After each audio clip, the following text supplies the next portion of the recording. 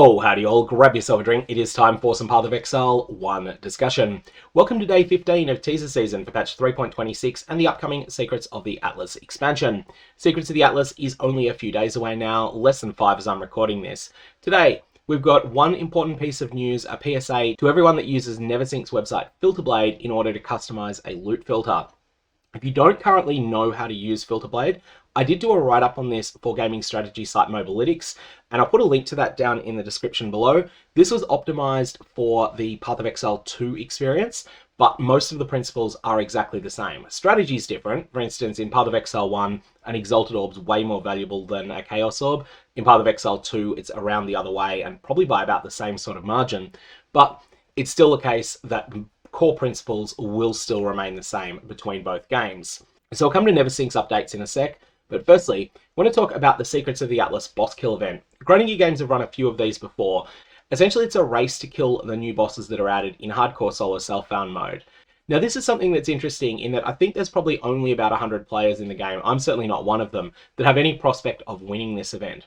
However, it is going to have some impact on the game more generally, and I think those impacts will be very positive for most players. So let's go through the things that are involved in this. Firstly, we do have something that is confirmation of what's happening with respect to Uber versions of the new Pinnacle bosses. And that is that for the new Pinnacle bosses, so the Incarnation of Dread, for example, the Uber version of this will exist in the future, but it does not exist yet. Whether this means it's coming in 3.27, whether this means it's coming at some time in the distant future, or whether this means it's going to come in patch 3.26.1, that's anyone's guess. I think 327 feels the most likely of these, but we will find out for certain in the future.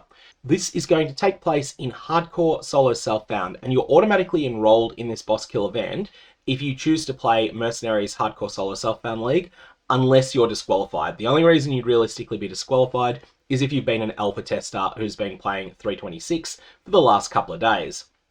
Now, the prize pool here is going to be interesting because it's a prize pool that's not designed to funnel money to the best players of the game. Instead, it's a prize pool that's designed to get them to design things that will then be available for everyone in the game to interact with. So, first prize, and the other prizes are pretty similar to this, second and third. Design a unique item that will be tied to the Pinnacle boss Incarnation of Dread or its future Uber version, and also collaborate on the design of a divination card, and you'll also get a Godslayer's Pride MTX. So Godslayer's Pride MTX is just something that you can show off in game, nothing more than that. The divination card designs from people that have been winners of past events like this, they've often been really, really high impact ones. So for instance, in 325, the divination card Father's Love was added. Although I did have one of them drop for me this league, it is substantially rarer than the Apothecary. It drops from Shaper Guardian maps, and it is a 2-card set for a Sublime Vision, one of the Uber Shaper drops. This is one of those things that changed the farming meta a little bit once people worked out where this card came from. There are a number of people who started doing things you perhaps otherwise wouldn't do, like deliberately going out of their way to generate 8 mod Shaper Guardian maps in order to run 8 mod Shaper Guardians trying to farm this card. One of those things where gameplay gets changed a little bit because someone has gone and designed a high impact divination card. That, I believe, was one of the divination cards that was introduced as a result of one of the prizes for a previous event, and there were a number of other ones as well. But the big thing here is going to be the unique items. Most of the unique items that have been designed by past race winners have been really high impact, really interesting ones. If you've ever used the Uber Maven's Duel Impossible Escape that allows you to sort of jump all the way across the passive tree to a different keystone and connect things that are adjacent to that keystone, that was a past race reward prize. Another example of one of these unique items is Oriath's End, which is an item that's probably going to be a lot more popular in 3.26 than it's been for a while, because it's one of those really good high-end upgrades for Elementalist Ascendancy classes that are wanting to play around with Ignite. This is a fantastic item, and it's one that was added to the Uber Cirrus fight as a result of Steel Mage winning a prize in one of these past events. Additionally, they're going to say with the first place winner, because they want to separate this from second and third place, the first place winner gets some additional design space with their item if they want to do something a little bit different. Grinding games used to sell the ability to commission unique items, and they pulled it pretty quickly because it was causing them an enormous amount of work, and the price that they'd have to charge in order for it to be even remotely worth their time was something that would just end up looking ridiculously predatory. So originally they had it for 1,000 American, later they had it at 2,500 American, and then they pulled it entirely. Even during that period though, they had some limits. They didn't allow people to design unique maps, except right at the very start of the time they first started selling unique commissions. And that was because unique maps caused an enormous amount of additional work. So they're allowing you to design a unique map as your prize here, or alternately, you can design something along the lines of the Utmost if you'd like, that requires a curio that drops from each of the 3 bosses. So this is something that's available just for the person who wins first place. So something that's a little bit over and above what would normally be possible. Second place is the same thing except minus this additional consideration. So you can design a unique for a new pinnacle boss. The difference is for first place, it's going to be the Incarnation of Dread. Second is the Incarnation of Neglect. And third is the Incarnation of Fear. It is plausible the 3 incarnations might end up having different vibes to each other. For instance, one of them might be fire and chaos themed, one of them might be cold and physical themed, and that might influence what ends up making sense to be with any of the particular bosses, but I guess we'll have to find that out once we're able to fight these bosses ourselves. 4th to 10th are going to be able to collaborate on the design of a divination card and also win the Godslayer's Pride microtransaction, which is available for 1st, 2nd, 3rd as well. Additionally, there's a number of bonus prizes for certain pinnacle bosses. The first Katarina kill is going to be able to collaborate on the design of a unique item that will drop from Katarina, including giving some input on the custom veiled modifiers that will be able to unveil on this unique. For the first Uber Elder kill, so this is the harder version, this is not Uber Elder, this is Uber Elder, you can collaborate on the design of a unique item that will drop from either Uber Elder or double Uber Elder. Uber Shaper is also getting something very similar. There'll be a Shaper or Uber Shaper drop. Uber Cirrus, very similar. Uber Cortex, very similar as well. Interestingly, they're nothing related to the Maven, and the reason for that is because the Maven is not tied to Zana in any way. Same thing applies to the Searing Exarch and the Eater of Worlds. You're probably still going to kill them on your pathway to any of the Uber bosses, but they're not part of this promotion. Now, for those of you that are console players, unfortunately things are a little bit different there. The console event is probably going to have less competition, so the prizes will be easier to win, but also they'll still be pretty difficult to win because you're killing 3 new bosses sight unseen with hardcore solo self-found rule set in play. But 1st to 3rd is going to get a divination card commission there. And this is a separate pool for Xbox and a separate pool for PlayStation. So that's going to result in 6 new divination cards being added to the game, all of which will be designed by people who are very solidly in endgame, who in my experience tend to make some of the most interesting of the divination cards.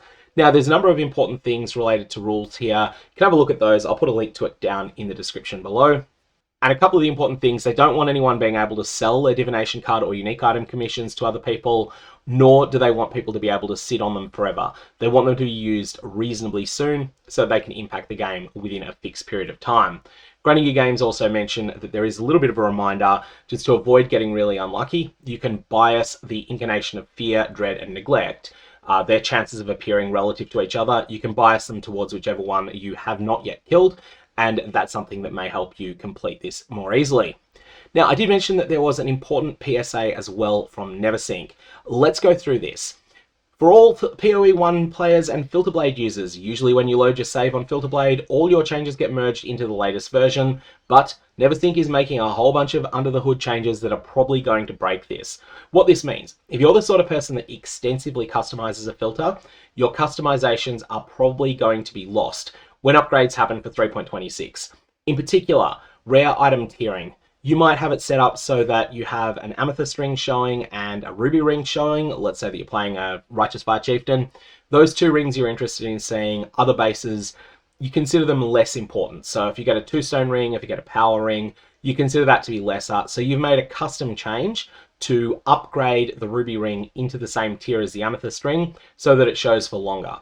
With these changes, those custom modifications you've made are going to be lost there. Crafting bases. There's a whole bunch of crafting bases that players do or don't want, and you might have made some hand modifications to those. They're all going to be lost. Veiled bases. This is probably going to be the most important one.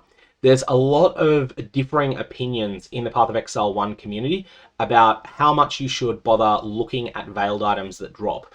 Now, remember, veiled items are no longer going to be tied to unlocking recipes. That's instead going to be the same way that you unlock most of the other endgame recipes, just by interacting with a doodad in maps. However, veiled bases do tend to be some of the best rare items that drop in the game. Not because they have better mods on average, except for the veiled mod, but because you've got one mod on it that is probably higher power than most tier 1 mods, and then also you have some agency over exactly what mod you get there. So this means that veiled bases, you're going to have to make a decision. Generally speaking, I'm willing to look at veiled bases for quite a bit longer than I am general rares. There'll come a period when I'm interested in picking up only the very best amulet bases. I'm still looting rare amulets, but only the best ones. So I'll loot a citrine amulet. I'm not going to loot an amber amulet, but I might loot an amber amulet that happens to be veiled because I've just got more confidence in that rolling well overall. And then there's influence bases and bases with a quality exceeding 20%.